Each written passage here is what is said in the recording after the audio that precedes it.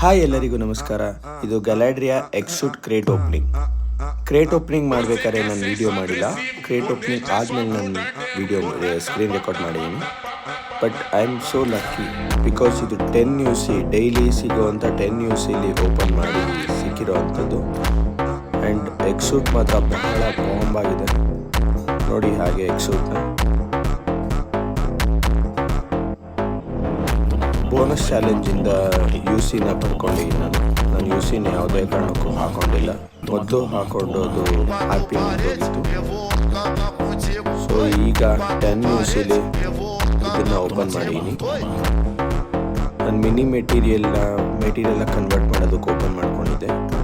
For M4 glacier level 3 ಇದೆ, level 4 ಮಾಡ್ಕೋಬೇಕು. ಇನ್ನೊಂದು ಮೆಟೀರಿಯಲ್ ಬೇಕು.